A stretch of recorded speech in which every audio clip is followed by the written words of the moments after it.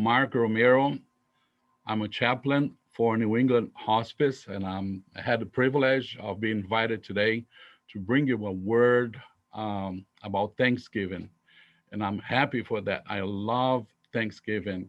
I came to America 28 years ago, and in Brazil, we don't have this kind of Thanksgiving, historical Thanksgiving. And learning about Thanksgiving and what happened in the past and things that we do during Thanksgiving, was a very surprise for me. So I love it. I love my family and I. We love it. And I wanted to first of all wish you a happy and blessed Thanksgiving for you and your family. If you don't have a family around, you can go through internet and find them, like social media thing, or you can also find a family for yourself, find a group. I think you already did it. It's already done, right? Because everybody wants to be around somebody during this time. So be careful, wear your mask, right? Right here. It's if it's needed, right? If it's needed. And don't forget your gel, alcohol gel. It's right here. So things that we have been learning to live with, at least during this time of epidemic. So, and one of the things that I want to tell you today is about this epidemic time, how to celebrate, how to really feel the spirit of Thanksgiving during this time of epidemic, things like that. So I wrote some of the things, and if you see me bowing my head like this, it's because I'm reading on my computer. You know, I'm talking to you through my camera here, and I'm reading some of the things that I wrote here. So I'll start, okay? So be patient with me. This is everything is new for me, like being in a Zoom meeting. I have been doing other things with my people as a pastor. I have been a pastor for 40 years, and nowadays I do not have a congregation like a materialized congregation. I have everybody on online, so I'm learning about these things, And I want to talk to you about Thanksgiving and COVID-19, right? Thank you for nothing. Thank you for nothing. After trying to help a young man with no results, at the end of our conversation on the phone, these were his words before he hung up on me. He said, "Thank you for nothing." So, for the first and only time of my life, somebody responded me to my help with these kinds of words, not kind words, but kinds of words. 1 year later, he came to me and personally asked me to forgive him. So I forgave him, obviously. I never kept his words on my mind or my heart, anyways. In fact, he was already forgiven. And forgiving for me is part of a healing process to me, right? It doesn't matter the other person. It matters, but not a lot. But I decided to forgive.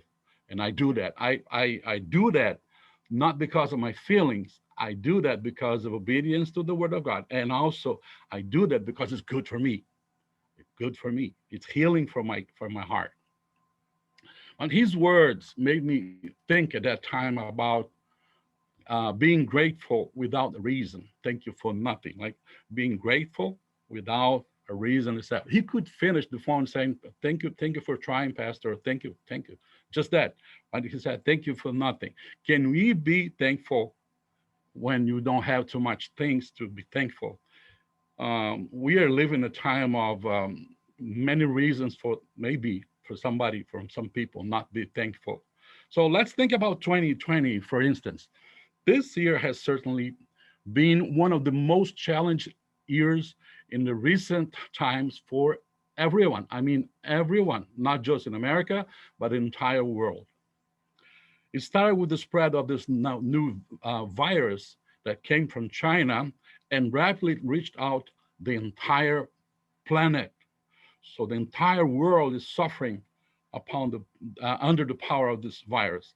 Millions of people have caught the virus, and hundreds Thousands of people have died because of this virus. So we have been seeing multiple lockdowns, the collapse of economies, anger, fear, and other adverse effects. And even worse, I think many people profited from from the chaos. So there's people getting money during this time, getting rich. The merchants of despair and death were thriving under these conditions. They are contaminated with the virus that has affected humanity since the beginning, from which there seems we will never find a cure. Greediness. Greediness is a horrible virus that destroyed people, countries, and everything. And also, there is much false information as well. Like one side is trying to say, no, this is nothing but a cold. And working in the health field, especially with the beloved ones who are very vulnerable to the pandemic, we know that this virus is real. And it's taking precious lives of even healthier people. Other people think that this is worse than bubonic plague, which is total exaggeration. The only great fear than virus itself is the fear generated by the lack of scientific and precise information. We need to know. So we have many questions, and one of them is this mask really effective on me? Am I protected? Am I protected by this little thing, this gel? Smells good, but am I really protected with that? Can we be sure that one day everything will be coming back to normal? Wow. So, what is the concept of normal for the future? What is normal like 5 years from now? So, the results of this lack of information for now is giving us confusion. So, we have learned how to celebrate our feasts and parties with our mouths shut. Weddings with 20 people invited, sadness. They were prepared for 200 and they got 20 because of the virus. Birthdays and anniversaries celebrated only through the eyes of the social media. The people that were present there were in the phone and things like that. Churches with almost no songs, because now they're saying that if you sing, you're forcing to spread the virus. And preachers with no congregations at all through internet, and sometimes 2 or 3 people are coming to their virtual church. Can we really be grateful in this Thanksgiving that is coming this week? Can we be thankful in the midst of this pandemic? It seems for me that our Creator wants us to remember the first Thanksgiving in America. We must remember the hardships of our pilgrims fathers.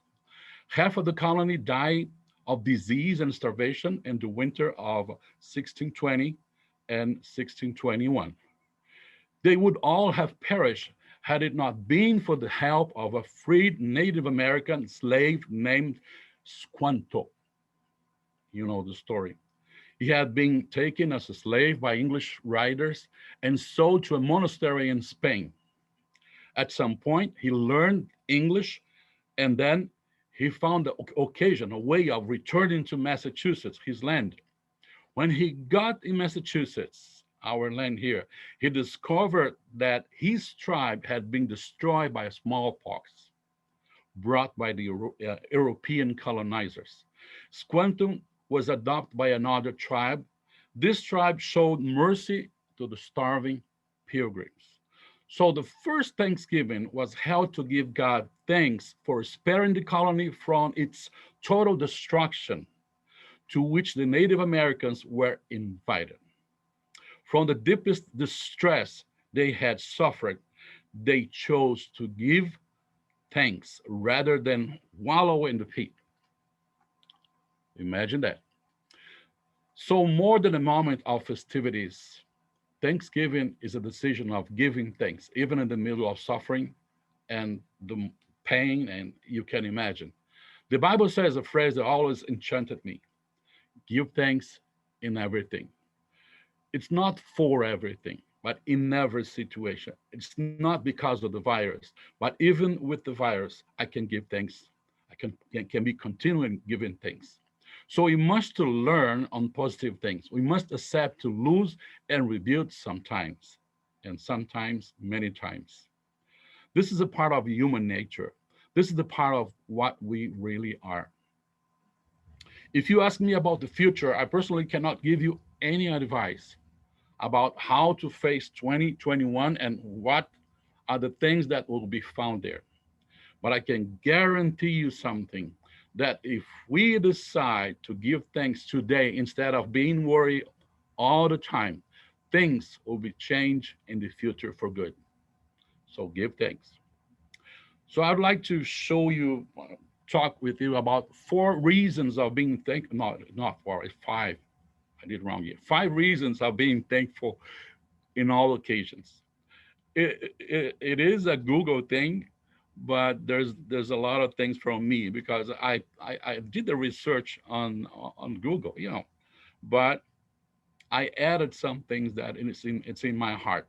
And one of the things that I found that is everybody likes thankful people. Number one, everybody likes thankful people. People who love you because you were thankful. So change your way that you do things, and you see the difference. So your husband will love you more if you are thankful. Okay, and your wife will say, "This is the man I ever dreamed of," if you are thankful, and not starting blah, blah, blah, blah, blah, saying things that are bringing pain to the people around you. Your true children will say, "What happened to daddy?" Because you are thankful. So you have more friends, and people will admire you. Just because you decided to be thankful, people will be listening to your recommendations, and you will be a reference as somebody who is wise and happy. You don't need to be wise, but if you are thankful, people will see good results in your life, and they'll say he or she is wise, right? So do this favor for yourself. Be thankful. So this is number one. Everybody likes thankful people. And secondly, thankful people generally lives longer. This is real. This is science. Thankful people lives longer, right? This is much scientific research has revealed a significant and strong link between gratitude and improved measures of well-being and health. People who practice gratitude count their blessings always, even in difficult times like the one we are going through now. So they, even though they're facing trouble, they count their blessings. And when I saw this, I said, I remember one of the Southern hymns, which says, count your blessings, name them one by one. So count your blessings, make a list. Thankful people are thankful for their lives. As a result, they are much less stressed. Obviously, this also means they become healthier than other people. Imagine this: you can be healthier just for being thankful. They sleep better, and they are incredibly more productive than other people. They can produce more. Sometimes we get to some age, we're not sleeping well, we are not doing things as we did before. So try to be thankful. Try not be worried, because sometimes I see this sometimes in people in my family. My wife, sometimes because she's concerned about something, she goes to sleep like 4 a.m. and I don't. I pray to the Lord. I cast him all the concerns of my heart, and I thank you for everything that I had at that day, and boom, I'm sleeping. I'm off. So be thankful, and you see the difference in your life. So for Christmas, we learn how to make a list of what we wish to have as a gift and presents. For Thanksgiving, we make a list of what we've already got. So start counting your blessings. Third place, thankfulness is a healing process. Thankfulness, this is scientific too, is a healing process. So there are many healing processes for your body and mind nowadays. Some of them include natural medicine and meditation, but none over all the healing process that we ever know that can be included, like hatred, resentment, lack of forgiveness, or any other bad feelings. None of the processes of of a healing, they use bad feelings. There's nothing like that, right? And guess what? In all these healing processes, we will find thankfulness. It's a healing process. You want to be healed. You have something. You are facing some illness. Want to be healed? Be thankful. This is a good start, right? Be thankful for everything. Counter blessings. Oh, I had so much trouble this year. This happened. That happened. Focus on the good things. You are alive. I'm talking to you now. Yeah, you can hear me. You can see me. You can move your hands. You are blessed. So counter blessings. Okay. Okay.